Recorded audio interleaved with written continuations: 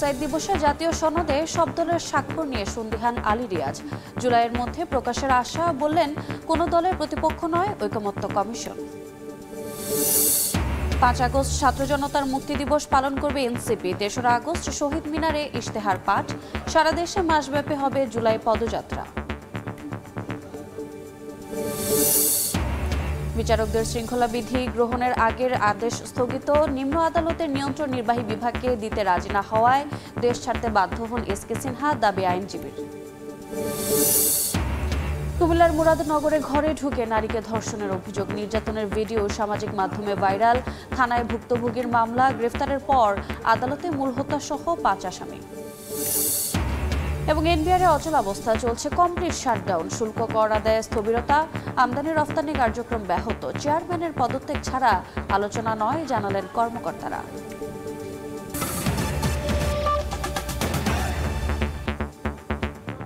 সময় সংবাদের সঙ্গে আছি আমি রোজা চৌধুরী। ঐকমত্য গঠনে আশাব্যঞ্জক অগ্রগতি হয়নি, শঙ্কা দেখা দিয়েছে সময় মতো জাতীয় সনদ তৈরিতেও, জানিয়েছেন কমিশনের সহসভাপতি অধ্যাপক আলী রিয়াজ। শহীদ আবু সাইদ দিবসে না হলেও জুলাইয়ের মধ্যে সনদ প্রকাশের আশা তার। সকালে রাজধানীর ফরেন সার্ভিস একাডেমিতে জাতীয় ঐকমত্য কমিশনের সাথে রাজনৈতিক দলগুলোর দ্বিতীয় পর্যায়ের 7ম দিনের আলোচনায় শুরুতেই 52 ভাষা আন্দোলন থেকে শুরু করে 24-এর আন্দোলন পর্যন্ত সকল শহীদদের প্রতি শ্রদ্ধা জানানো হয়। ঐকমত্য কমিশন কোনো রাজনৈতিক দলের প্রতিপক্ষ নয় উল্লেখ করে সহসভাপতি বলেন, রাষ্ট্র কাঠামো গঠনে সকলের দায়িত্ব পালনই জুলাই শহীদদের প্রতি শ্রদ্ধা জানানোর একমাত্র উপায়। সনদ এমনভাবে বাস্তবায়ন করতে হবে যেন জনগণের আকাঙ্ক্ষার প্রতিফলন ঘটে। ব্যক্তি দল মতের ঊর্ধ্বে উঠে রাষ্ট্রের সুফল বিবেচনা করে রাজনৈতিক দলগুলোকে মতামত দেওয়ার আহ্বান জানিয়েছেন আলী রিয়াজ। বিভিন্ন বিষয়ে অগ্রগতি হলেও সত্যি কথা হচ্ছে আশাব্যঞ্জক অগ্রগতি ক্ষেত্রে আমরা খানিকটা পিছিয়ে আছি। কমিশন প্রতিশ্রুতিবদ্ধ 2 মাসের মধ্যে যেন আমরা একটা জাতীয় সনদে উপনীত হতে পারি। আমরা আশা করেছিলাম আবু সাইদের শাহাদাত বার্ষিকীতেই আমরা সকলে মিলে এই সনদে স্বাক্ষর করতে পারবো। সেটা কতটা সম্ভব হবে সেটা আপনাদের উপর নির্ভর করে। আমরা খানিকটা শঙ্কিত যে সেই জায়গায় আমরা যাব না। তবে এটা আমি বলতে পারি যে আমাদেরকে অবশ্যই জুলাই মাসের মধ্যেই এই প্রক্রিয়ার একটা পরিণতির দিকে যেতে হবে। এই মুহূর্তে ফরেন সার্ভিস একাডেমিতে আছেন সহকর্মী সানভীর রূপল, সরাসরি যাচ্ছি তার কাছে। রূপল, আর মাত্র একদিন পরেই জুলাই 2025, ঠিক 1 বছর আগে যে জুলাইয়ের রক্তক্ষয়ী সংঘর্ষ এবং রক্তস্রোতের উপর দিয়ে দাঁড়িয়ে একটি ফ্যাসিস্ট সরকারকে পতন ঘটানোর মধ্য থেকে নতুন বাংলাদেশের আকাঙ্ক্ষা তৈরি হয়। সেই আকাঙ্ক্ষার প্রতিফলন ঘটাতেই ঐক্যমত্য কমিশনের যাত্রা এবং সেই ঐক্যমত্য কমিশনের দ্বিতীয় দফার 7ম বৈঠক আজকে। এবং এর মধ্যে বেশ কিছুদিন আলাপ আলোচনা হয়েছে, কিন্তু ঐক্যমত্য অনেকগুলো বিষয়ে পৌঁছাতে পারেনি এবং যে কারণেই আজকে বৈঠকের শুরুর দিকেই অধ্যাপক আলী রিয়াজ, সহসভাপতি জাতীয় ঐক্যমত্য কমিশন, তিনি তার বক্তব্যে বেশ কিছু শঙ্কাও প্রকাশ করেছেন যে জুলাইয়ের মধ্যে তাদের পরিকল্পনা ছিল আবু সাইদের সেই প্রথম শহীদ আবু সাইদের হত্যার দিন, সেদিন তার শহীদের সেই দিনটিকে বেছে নেওয়া হবে জুলাই সনদ স্বাক্ষর করার জন্য, কিন্তু সেটি আসলে পালন করতে পারবেন বলে মনে হয় না এবং সেই শঙ্কাটি প্রকাশ করেছেন অধ্যাপক আলী রিয়াজ। তবে জুলাইয়ের মধ্যে তিনি সনদ স্বাক্ষর করতে চান। এক্ষেত্রে রাজনৈতিক দলগুলোকে তিনি দল মত এবং ব্যক্তির ঊর্ধ্বে উঠে জনগণের আকাঙ্ক্ষার প্রতিফলন ঘটাতে নতুন রাষ্ট্র কাঠামোতে আত্মনিয়োগ করার জন্য তিনি প্রস্তাব দিয়েছেন এবং বারবারই তাগিদ দিচ্ছেন। এবং এর আগের দিনেও তিনি একই রকমের কথা বলেছেন যে রাজনৈতিক দলগুলো তাদের নিজেদের স্বার্থ বিবেচনা না করে জনগণের স্বার্থ বিবেচনা করে যেন নতুন রাষ্ট্র কাঠামোর এই সনদ থেকে এগিয়ে নিতে সাহায্য করে। এবং এই আজকে যে 4টি বিষয় নিয়ে আলাপ আলোচনা হচ্ছে এবং সেই 4টি বিষয় নিয়ে আলাপ আলোচনা, এর মধ্যে আলোচনা শুরু হয়েছে। তার মধ্যে উচ্চকক্ষ এবং দ্বিকক্ষ বিশিষ্ট পার্লামেন্ট, এই 2টি বিষয়কে প্রাধান্য দিয়ে এর আগের দিন যে আলোচনা যেখানে ছিল সংবিধান ও সাংবিধানিক বিধিবদ্ধ কাঠামোতে একটি কমিটি গঠন করার কথা, সেই কমিটির কিভাবে করা হবে সেই বিষয়টি নিয়ে আজকে ঐক্যমত্যে পৌঁছানোর জন্য তারা চেষ্টা চলছেন এবং সারাদিন ধরেই এই আলাপ আলোচনা চলবে। এই আলাপ আলোচনা শেষে সন্ধ্যা নাগাদ অধ্যাপক আলী রিয়াজ তিনি সারাদিনের কি হলো এবং রাজনৈতিক দলগুলো তাদের বক্তব্যের মধ্য থেকে শেষ হবে। তো এই ছিল এখন পর্যন্ত ঐক্যমত্য কমিশনের বৈঠকের সবশেষ তথ্য। সরাসরি যুক্ত ছিলাম ফরেন সার্ভিস একাডেমিতে। জুলাই বিপ্লবের আকাঙ্ক্ষা অনুযায়ী দেশে নির্বাচন হবে কিনা তা নিয়ে শঙ্কিত জামায়াত ইসলামী। সময় সংবাদকে দলটির সেক্রেটারি জেনারেল মিয়া গোলাম পরোয়ার জানান, প্রয়োজনীয় সংস্কার ও বিচার শেষ না করে দেশে নির্বাচন হলে আবারও ফ্যাসিবাদের উত্থান ঘটতে পারে। প্রায় এক দশক পর নিবন্ধন ও দলীয় প্রতীক ফিরে পাওয়ায় উচ্ছ্বসিত নেতাকর্মীরা নিজেদের তৎপরতা বাড়াচ্ছে বলেও জানান জামায়াতের এই শীর্ষ নেতা। শফিক মুন্সির রিপোর্ট। 2009 সালে আওয়ামী লীগ সরকার ক্ষমতায় আসার পর থেকে রাজনীতির মাঠে কোণঠাসা হতে শুরু করে বাংলাদেশ জামায়াত ইসলামী। কেন্দ্র থেকে তৃণমূল পর্যন্ত দলটির নেতাকর্মীদের শিকার হতে হয়েছে জেল জুলুমের, হারাতে হয়েছে দলীয় প্রতীক ও নিবন্ধন। এমনকি জুলাই বিপ্লবের সূর্য যখন মধ্য গগনে, তখন পড়তে হয়েছে নিষেধাজ্ঞার কবলে। দীর্ঘ আইনি লড়াই ও নানা চড়াই উতরাই পেরিয়ে অবশেষে দলীয় প্রতীক দাঁড়িপাল্লা ও নিবন্ধন ফিরে পেয়েছে দলটি। সেই সুযোগে নতুন উদ্যমে রাজনীতির মাঠে ব্যস্ত সময় পার করছেন নেতাকর্মীরা। তবে প্রয়োজনীয় সংস্কার ও জুলাই আন্দোলনে গণহত্যাকারীদের বিচার দৃশ্যমান হওয়ার আগে নির্বাচন হলে নতুন ফ্যাসিস্ট তৈরির শঙ্কার কথা জানালেন জামায়াতের সেক্রেটারি জেনারেল মিয়া গোলাম পরোয়ার। যে কাঠামো এখন রাষ্ট্রে করা হয়েছে সেই 54 বছর ধরে, এটা একটা মেশিনারির মধ্যে, এখানে যে ঢুকবে সে স্বৈরাচার হবে। উইদাউট রিফর্ম, সংস্কার ছাড়া ইলেকশন হলে এই দেশের এই রাজনৈতিক পরিবর্তন কোনো মূল্য থাকবে না, আবার স্বৈরাচার পয়দা হবে। সংস্কারের কাজগুলো সব পারবেন না, মৌলিক সংস্কারগুলো করেন, আর এই অপরাধী গণহত্যাকারী মানবতা বিরোধীদের বিচারটা আপনি করেন। লন্ডনে বিএনপির ভারপ্রাপ্ত চেয়ারম্যান তারেক রহমানের সঙ্গে প্রধান উপদেষ্টার বৈঠকের পর সরকারের নিরপেক্ষতা নিয়ে প্রশ্ন তুলেছে জামায়াত। এবার গণঅভ্যুত্থানের চেতনা অনুযায়ী দেশে নির্বাচন হবে কিনা সে শঙ্কাও জানালেন সেক্রেটারি জেনারেল। নির্বাচনটা জুলাই বিপ্লবের যে গণ আকাঙ্ক্ষায় অবাধ নিরপেক্ষ নির্বাচনের মাধ্যমে জনগণের নির্বাচিত প্রতিনিধির কাছে ক্ষমতা হস্তান্তরের যে স্বপ্ন, সেটা পূরণ হবে কিনা আমরা সেখানে একটু আশঙ্কা করছি। সম্প্রতি লন্ডন বৈঠকের পর অন্তর্বর্তীকালীন সরকারের প্রধান উপদেষ্টা কতটা সোজা থাকতে পারবেন, কতটা নিরপেক্ষ থাকতে পারবেন, এটা একটা প্রশ্ন। কারণ হলো যে একটা দলের সাথে কথা বলে জাতির কাছে দেওয়া একটা প্রতিশ্রুতি থেকে উনি যে রিট্রিট করলেন, ফিরে আসলেন, সেটা তো ওই জায়গাতে বসে একটা দলের সাথে কথা বলে উনি ঘোষণা দিতে পারেন না। আগে স্থানীয় নির্বাচনের দাবি করে এলেও এরই মধ্যে সংসদীয় 300 আসনেই দলটির পক্ষ থেকে প্রাথমিকভাবে প্রার্থী মনোনীত করা হয়েছে। অন্তর্বর্তীকালীন সরকার সেই নির্বাচনকে নিরপেক্ষ, গ্রহণযোগ্য, অবাধ, সুষ্ঠু করার যে প্রতিশ্রুতি জাতির কাছে দিয়েছে, আমরা সে ব্যাপারে আস্থা রাখতে চাই। শফিক মুন্সি, সময় সংবাদ, ঢাকা। গণ অভ্যুত্থানের বর্ষপূর্তি উপলক্ষে 1 জুলাই থেকে 30 তারিখ পর্যন্ত সারা দেশে জুলাই পদযাত্রা করবে এনসিপি। 3রা আগস্ট শহীদ মিনারে পাঠ করা হবে ইশতেহার, আর 5 আগস্ট ছাত্র জনতার মুক্তি দিবস পালন করবে দলটি। বাংলা মোটরে জাতীয় নাগরিক পার্টির অস্থায়ী কার্যালয়ে সংবাদ সম্মেলনে এ কথা জানান নেতারা। সরকার যেহেতু এটা তখন বলেছিল সকলের সাথে আলোচনা করে ঐক্যমত্যের মাধ্যমে এটি দিবেন, পরে আওয়ামী লীগ নিষিদ্ধের আন্দোলনের সময় এটি পুনরায় সরকারের প্রতিশ্রুতি দেয়, সেই প্রতিশ্রুতি সরকার রক্ষা করতে পারেনি।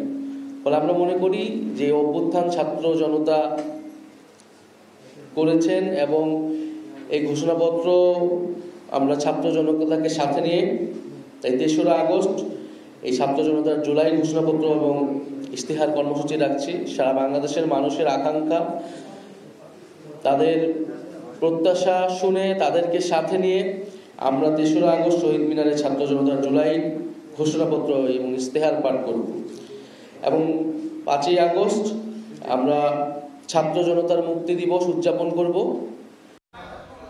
নিম্ন আদালতের বিচারকদের শৃঙ্খলা বিধি নিয়ে সুরাহার পথ খুলে দিলেন দেশের সর্বোচ্চ আদালত। সাবেক প্রধান বিচারপতি এসকে সিনহাকে দেশ ছাড়া এবং পদত্যাগ করাতে বাধ্য করার পর ভারপ্রাপ্ত প্রধান বিচারপতিকে দিয়ে শৃঙ্খলা বিধি গ্রহণের আদেশ স্থগিত করেছেন আপিল বিভাগ।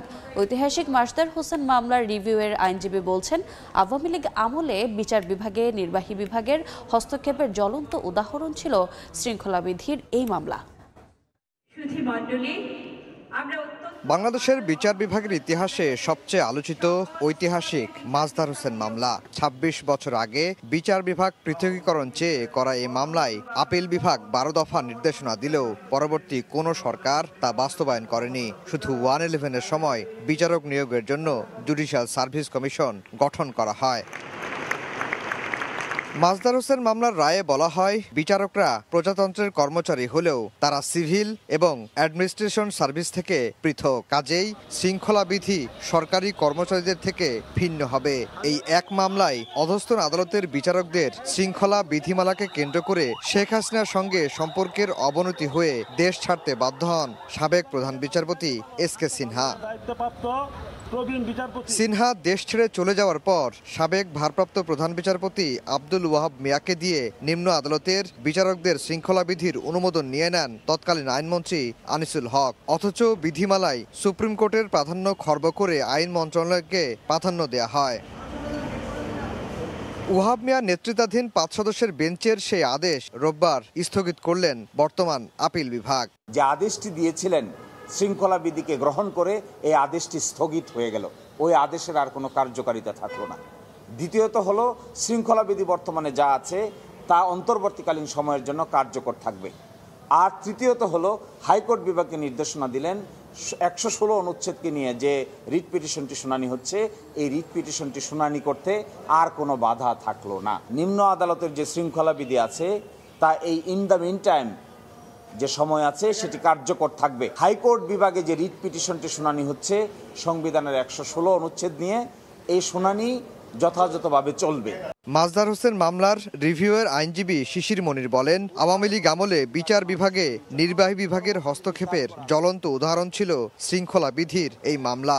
3 জানুয়ারি 2018 তারিখে যে আদেশটি দেওয়া হয়েছিল, এই আদেশটি আমাদের বিচার বিভাগের প্রতি ছিল একটা assault, attack on the judiciary by the executive. এই ডিসিপ্লিনারি রুলসে বলা আছে উপযুক্ত কর্তৃপক্ষ হবে আইন মন্ত্রণালয়। আইন মন্ত্রণালয়ের সিদ্ধান্তের বাইরে ছুটিও হবে না, পদোন্নতিও হবে না, বদলিও হবে না, শৃঙ্খলা বিধিরও প্রযোজ্য হবে না। এই জন্যই তৎকালীন সরকার আইন মন্ত্রণালয়ের উপর খবরদারি দেওয়ার জন্যই এই শৃঙ্খলা বিধি রাখতে চেয়েছিল। কিন্তু আমাদের সুপ্রিম কোর্টের যদি স্বাধীনতা নিশ্চিত করতে হয়, তাহলে এই ধরনের শৃঙ্খলা বিধি কার্যকর রেখে কোনোভাবেই স্বাধীনতা নিশ্চিত করা সম্ভব নয়। সাবেক প্রধান বিচারপতি এস.কে. সিনহার দ্য ব্রোকেন ড্রিম বইয়ে তুলে ধরেছিলেন এই শৃঙ্খলা বিধি নিয়ে কিভাবে তাকে দেশ ছাড়া করা হয়, যা তুলে ধরা হয় আপিল বিভাগে। আফজার হোসেন, সময় সংবাদ, ঢাকা। 5 আগস্ট রাজধানীর চানখারপুলে 6 জনকে হত্যা মামলায় 4 আসামিকে আন্তর্জাতিক অপরাধ ট্রাইব্যুনালে হাজির করা হয়েছে। আজ এই মামলার অভিযোগ গঠনের ওপর শুনানির দিন ধার্য রয়েছে। এর আগে সাবেক ডিএমপি কমিশনার হাবিবুর রহমান হাবিব সহ এই মামলায় পলাতক 4 আসামির পক্ষে রাষ্ট্রীয় খরচে আইনজীবী নিয়োগের সিদ্ধান্ত হয়। আইনজীবী কুতুবুদ্দিনকে তাদের পক্ষে স্টেট ডিফেন্স হিসেবে নিয়োগ দেওয়া হয়েছে। এই মামলায় গ্রেফতার 4 আসামি হলেন শাহবাগ থানার বরখাস্তকৃত পরিদর্শক আরশাদ ও 3 কনস্টেবল সুজন, ইজাজ হোসেন ইমন ও ইজারুল। এদিকে চিফ প্রসিকিউটর সরকারি গুরুত্বপূর্ণ কাজে ব্যস্ত থাকায় জুলাই গণ অভ্যুত্থানের প্রথম শহীদ আবু সাইদ হত্যা মামলার আনুষ্ঠানিক অভিযোগ আজ দাখিল করা হবে না বলে জানিয়েছে প্রসিকিউশন। এদিন ছাত্রদল নেতা নুরুজ্জামান জনিকে অপহরণ, গুম করে ক্রসফায়ারে হত্যার ঘটনায় সাবেক ডিএমপি কমিশনার আসাদুজ্জামান মিয়া, সাবেক এমপি সাবের হোসেন চৌধুরী সহ 62 জনকে আসামি করে ট্রাইব্যুনালে অভিযোগ দাখিল করেছে বিএনপি। কুমিল্লার মুরাদনগরে ধর্ষণের মামলায় প্রধান আসামি ফজর আলীকে গ্রেফতার করেছে পুলিশ। সকালে রাজধানীর সায়েদাবাদ এলাকা থেকে তাকে গ্রেফতার করা হয়। এছাড়া ভুক্তভোগীর ভিডিও ধারণ করে সামাজিক মাধ্যমে ছড়িয়ে দেওয়ার অভিযোগে 4 জনকে গ্রেফতার করেছে পুলিশ। কুমিল্লার মুরাদনগরে এক প্রবাসীর স্ত্রীকে ধর্ষণের অভিযোগ উঠেছে। এরপর ভুক্তভোগী দায়ের করা মামলার প্রেক্ষিতে মাঠে নামে পুলিশ। পুলিশ জানায়, বৃহস্পতিবার রাতে ভুক্তভোগী ঘরে ঢুকে ধর্ষণের চেষ্টা করলে তার চিৎকারে স্থানীয় লোকজন অভিযুক্ত ফজর আলীকে আটক করে মারধর করলেও সেখান থেকে পালিয়ে যায় সে। এই সময় ঘটনাস্থলে উপস্থিত কয়েকজন ভুক্তভোগী ওই নারীর ভিডিও ধারণ করে সামাজিক যোগাযোগ মাধ্যমে ছড়িয়ে দেয়। যারা ধরে আছে যদি তারা আইডি থাকতে এবং তারা যদি অন্যায় করতে তো অন্যায় বিচার হবে। পরদিন শুক্রবার ফজর আলীকে একমাত্র আসামি করে মামলা দায়ের করেন ভুক্তভোগী নারী। এর প্রেক্ষিতে রোববার ভোর 5টার দিকে রাজধানীর সায়েদাবাদ থেকে প্রধান আসামি ফজর আলীকে গ্রেপ্তার করা হয়। ঘটনাটি সামাজিক যোগাযোগ মাধ্যমে ছড়িয়ে দেওয়ার অভিযোগে অনিক, সুমন, রমজান ও বাবু নামে আরো 4 জনকে গ্রেপ্তার করা হয়েছে। এই মামলার প্রধান অভিযুক্ত মোহাম্মদ ফজর আলী নামে তাকে আমরা গ্রেপ্তার করেছি। ভিডিও ধারণ করে সোশ্যাল মিডিয়ায় ছড়িয়ে দেওয়া সংক্রান্তে আমরা তাদের বিরুদ্ধে প্রচলিত আইন মোতাবেক আইনগত ব্যবস্থা গ্রহণ করা হবে। ফজর আলী আহত থাকায় তাকে আইন অনুযায়ী চিকিৎসা দেওয়ার পর আদালতে তোলা হবে বলে জানিয়েছে পুলিশ। ইশতিয়াক আহমেদ, সময় সংবাদ, কুমিল্লা। এ বিষয়ে আরো জানাতে কুমিল্লা থেকে সরাসরি যুক্ত হচ্ছেন সহকর্মী ইশতিয়াক আহমেদ। সরাসরি যাচ্ছে তার কাছে। ইশতিয়াক,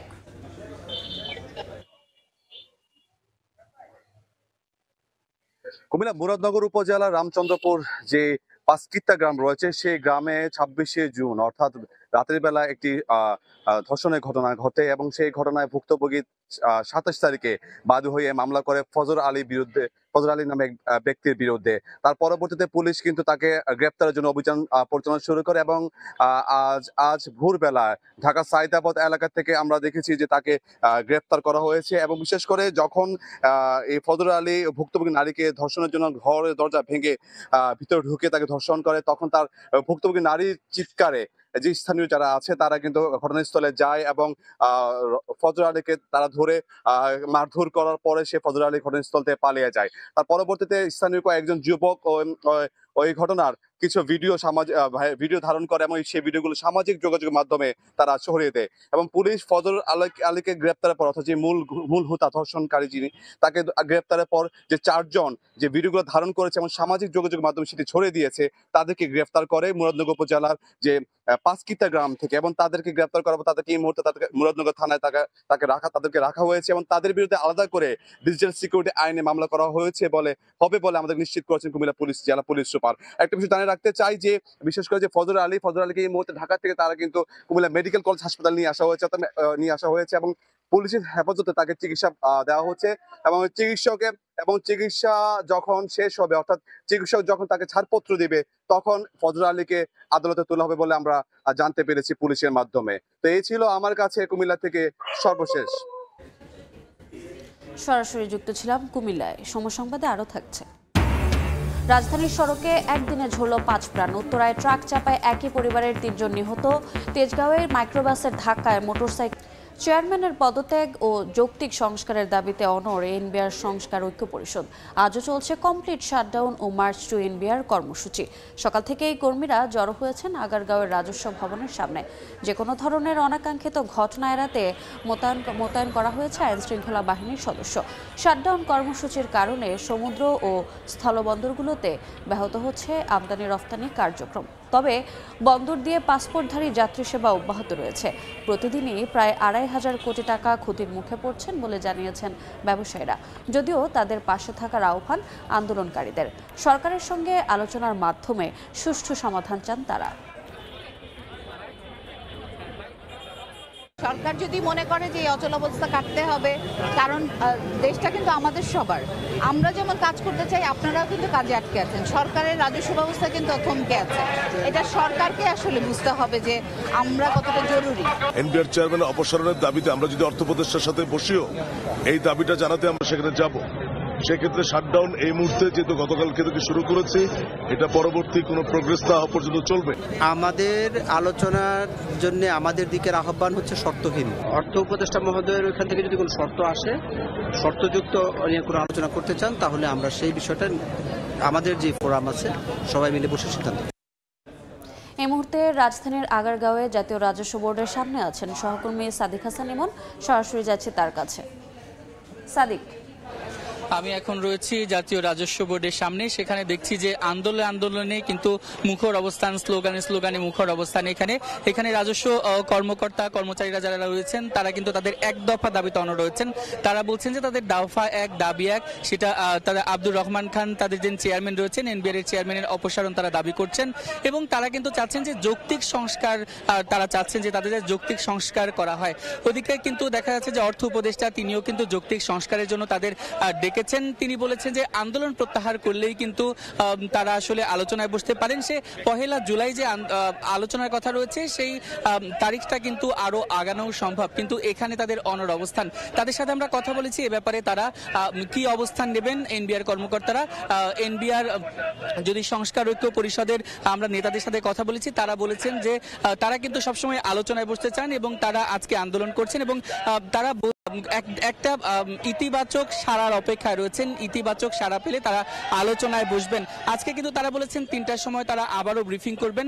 তো জেনে রাখা ভালো, আগেও বারবার বলেছি যে আমরা সবাই জানি যে একদম শাটডাউন কিন্তু চলছে। তারপরে আপনার শুধুমাত্র ঢাকা নয়, ঢাকার বাইরে যে রাজস্ব এবং শুল্ক কর যে কার্যক্রম রয়েছে সেখানেও কিন্তু শাটডাউন চলছে এবং সেখান থেকে কিন্তু তারা লং মার্চ টু এনবিআর করেছেন এবং দেখা যাচ্ছে ঢাকার বাইরে থেকেও কিন্তু অনেক কর্মকর্তারা এখানে এসেছেন, তারা অবস্থান কর্মসূচি পালন করছেন এবং তারা আসলে চাচ্ছেন যে জনভোগান্তি তারা চাচ্ছেন না, তারা চাচ্ছেন যে যাতে জনগণের সুবিধা হয় এবং সেজন্য কিন্তু তারা চাচ্ছেন যে একটা সমাধানে তারা পৌঁছাক। আর গতকালকে কিন্তু 13টা হচ্ছে ব্যবসা প্রতিষ্ঠানের যে মালিক পক্ষ নেতারা রয়েছেন তারা বৈঠক করেছেন।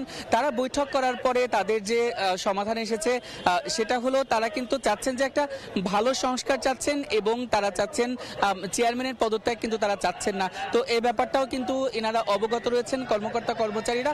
তারপরেও সকাল থেকে তারা বিভিন্ন রকম স্লোগানে দেখা যায় যে একদম উত্তালে অবস্থান করছেন এবং দেখা যাচ্ছে যে জেনে রাখা ভালো যে আন্তর্জাতিক যাত্রী সেবা বা রফতানিমুখী যে কার্যক্রম সেটা কিন্তু এই শাটডাউনের একদম বাইরে মানে অন্তর্ভুক্ত থাকবে না।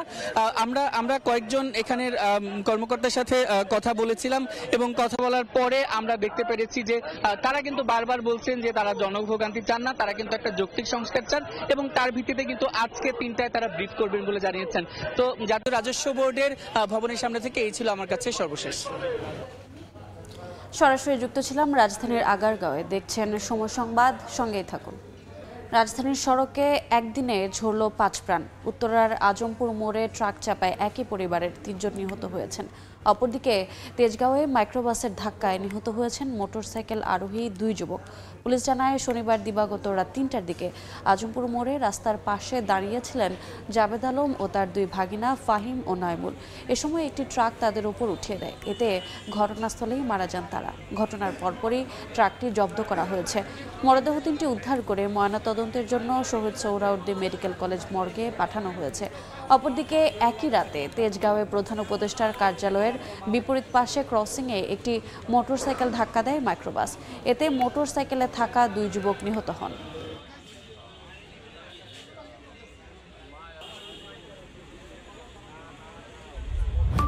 EDF Aluminium, redefine possibilities.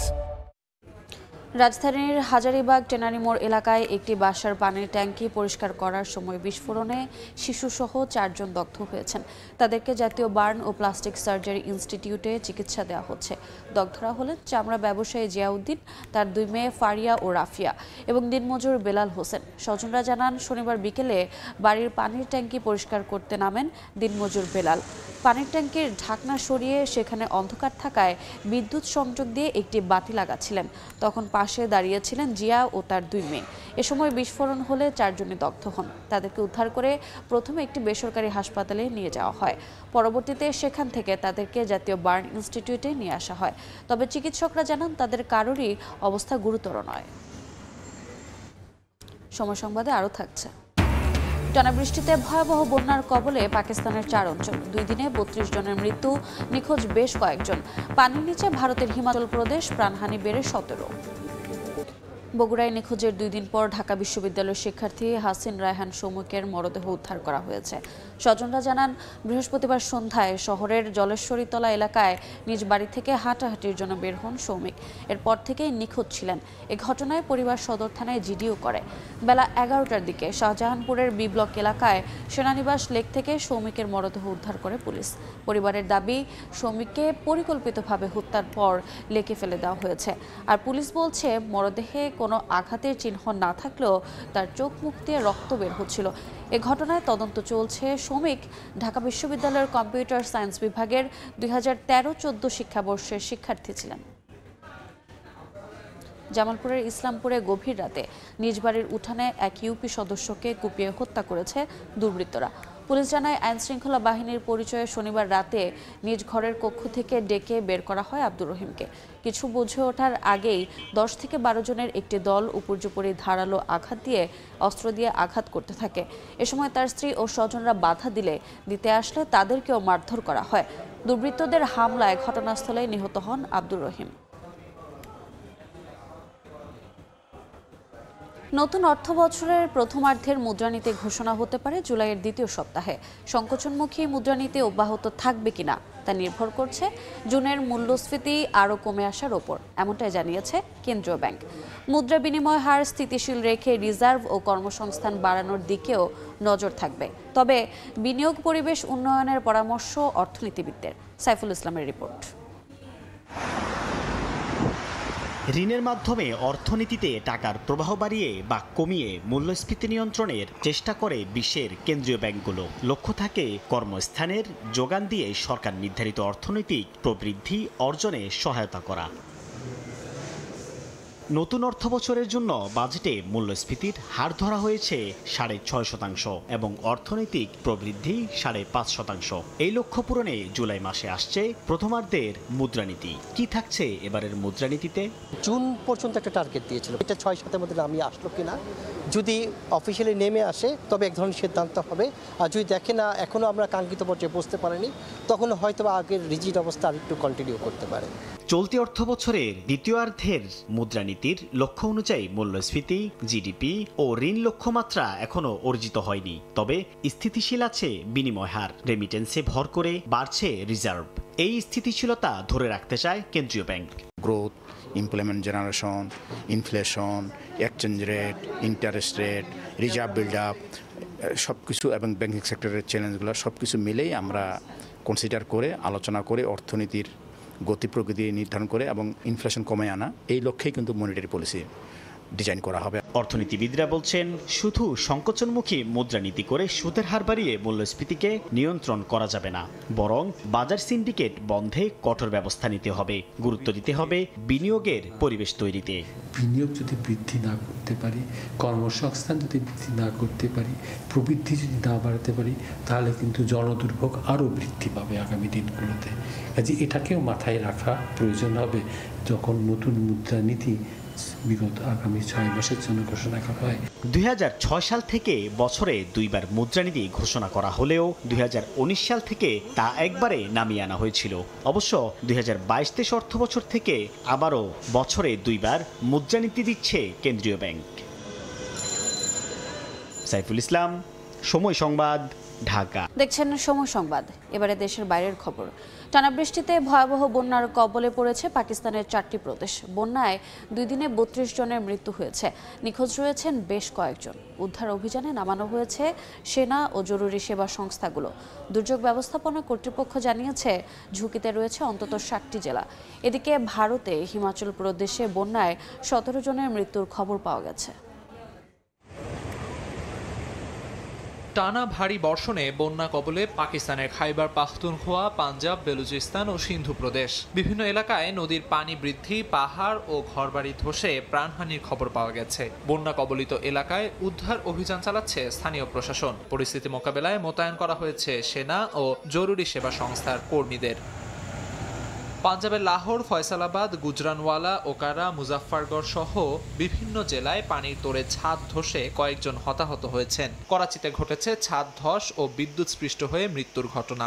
বেলুচিস্তানের Zhob এলাকায় একটি পরিবার আকস্মিক ঢলে ভেসে যায়, সেখান থেকে 2 জনকে জীবিত উদ্ধার করা সম্ভব হয়েছে। জাতীয় দুর্যোগ ব্যবস্থাপনা কর্তৃপক্ষ জানিয়েছে, আরও বৃষ্টি অব্যাহত থাকলে পাহাড়ি ঢল ও বন্যার ঝুঁকিতে রয়েছে অন্তত 7টি জেলা। এদিকে চীনের গুইঝৌ প্রদেশের রংজিয়াং শহরে দ্বিতীয় দফায় বন্যা দেখা দিয়েছে। টানা বর্ষণে দুলিও নদীর পানি বিপদসীমার 2 মিটার ওপরে উঠে গেলে শহরের নিচু এলাকাগুলো তলিয়ে যায়। 40,000-এর বেশি বাসিন্দাকে সরিয়ে নেওয়া হয় নিরাপদ স্থানে। সবচেয়ে ক্ষতিগ্রস্ত হয়েছে পার্বত্য অঞ্চলের নদী তীরবর্তী জাতিগোষ্ঠীগুলো। দেশটির পানি সম্পদ মন্ত্রণালয় জানায়, অন্তত 13টি নদীর পানি সতর্কসীমা ছাড়িয়েছে। ভারতের হিমাচল প্রদেশে টানা বর্ষণে ধস ও প্লাবনে ব্যাপক ক্ষয়ক্ষতির খবর পাওয়া গেছে। কুল্লু, ধর্মশালা, মান্ডি ও বিলাসপুর সহ বেশ কিছু জেলায় ধসে পড়েছে ছোট বড় একাধিক সেতু, বিচ্ছিন্ন হয়ে পড়েছে সড়ক যোগাযোগ। ক্ষতিগ্রস্ত হয়েছে বিদ্যুৎ সংযোগ ও পানি সরবরাহ ব্যবস্থা। মুখ্যমন্ত্রীর কার্যালয় জানায়, রাজ্যে আগেই দুর্যোগ প্রস্তুতি মহড়া সম্পন্ন করা হয়েছিল, ফলে প্রশাসন দ্রুত উদ্ধার কাজ শুরু করতে সক্ষম হয়। তবে প্রাথমিক অনুমানে ক্ষয়ক্ষতির পরিমাণ ছাড়িয়ে যেতে পারে 300 কোটি রুপি। আমিরুল ইসলাম আলিফ, সময় সংবাদ। ভারতের উড়িষ্যা প্রদেশের পুরী শহরে রথযাত্রায় পদদলিত হয়ে ৩ জনের মৃত্যু হয়েছে। এ ঘটনায় আহত হয়েছেন বেশ কয়েকজন। স্থানীয় সময় রোববার ভোরে গুন্ডিচা মন্দিরের কাছে এ দুর্ঘটনা ঘটে। প্রত্যক্ষদর্শীরা জানান, রথযাত্রায় হাজারো ভক্ত দেবতা দর্শনের জন্য ভিড় করেন। এ সময় শুরু হয় হুড়োহুড়ি। মানুষের চাপে ভেঙে পড়ে নিরাপত্তা ব্যারিকেড। ধাক্কা সামলাতে না পেরে অনেকেই পদদলিত হন। ঘটনাস্থলে কয়েকজন প্রাণ হারান। ভুক্তভোগীদের অভিযোগ, প্রচণ্ড ভিড়ের মধ্যে নিরাপত্তা ব্যবস্থার ঘাটতির কারণেই এ দুর্ঘটনা ঘটেছে। এ পর্যায়ে শীর্ষ সংবাদগুলো জানিয়ে দিচ্ছি আরেকবার। শহীদ আবু সাইদ দিবসে জাতীয় সনদে সব দলের স্বাক্ষর নিয়ে সন্দিহান আলী রিয়াজ। জুলাইয়ের মধ্যে প্রকাশের আশা, বললেন কোনো দলের প্রতিপক্ষ নয় ঐকমত্য কমিশন। 5 আগস্ট ছাত্র জনতার মুক্তি দিবস পালন করবে এনসিপি। 3রা আগস্ট শহীদ মিনারে ইশতেহার পাঠ। সারা দেশে মাসব্যাপী হবে জুলাই পদযাত্রা। এবং কুমিল্লার মুরাদনগরে ঘরে ঢুকে নারীকে ধর্ষণের অভিযোগ, নির্যাতনের ভিডিও সামাজিক মাধ্যমে ভাইরাল। থানায় ভুক্তভোগীর মামলা, গ্রেফতারের পর আদালতে মূল হোতা সহ 5 আসামি।